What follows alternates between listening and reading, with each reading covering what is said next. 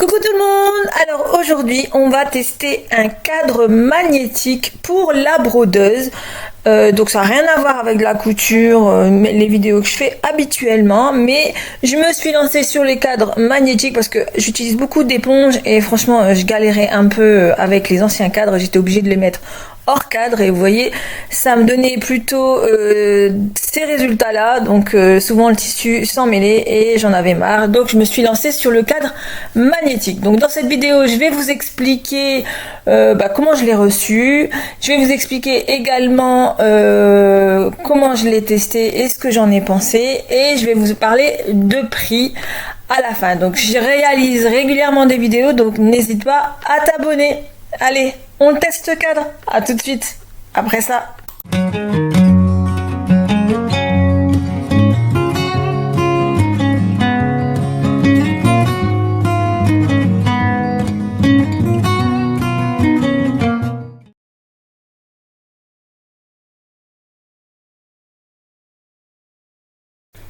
Donc voilà le cadre, à quoi il ressemble. On a toujours ce genre de choses en plastique avec l'écran.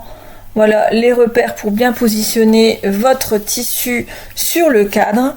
Je vais mettre de la lumière, ce sera mieux. Ensuite, vous avez des petits aimants que vous placez sur le cadre. Vous placez à peu près où vous voulez. Vous voyez, ça ne tombe pas du tout. Vous placez ici et vous pouvez placer également sur le haut. Voilà, ça ne bouge pas du tout et c'est vraiment une forte puissance, hein. Ensuite je l'ai reçu dans du papier bulle comme ceci, donc il était super bien emballé et il était également dans un carton, donc c'est pratique pour ranger le cadre. Donc voilà le carton, il y a une notice explicative, bon elle est en anglais mais avec Google Trad vous pouvez facilement traduire ce document. Voilà, c'est une notice explicative et voilà, le cadre était à l'intérieur, emballé comme ceci. Donc je trouve que ça c'est pratique parce que pour ranger le cadre, vous mettez dans la boîte et vous le mettez sur votre étagère, c'est parfait. Donc on va venir tester le cadre. Donc voilà comment il se présente, hein. Vous voyez les aimants sont très fort, hein, vous voyez, ça, rien qu'un seul aimant ça tient tout le cadre, et je vous dis le cadre est assez, il pèse quand même, hein, donc moi je trouve ça plutôt intéressant. Donc moi je vais venir poser mon stabilisateur et ensuite mon éponge par dessus, voilà, donc je le centre bien, alors qu'avant je galérais aussi pour centrer mon éponge parce que c'est des éponges de 21 cm. Ensuite je pose mes aimants de chaque côté.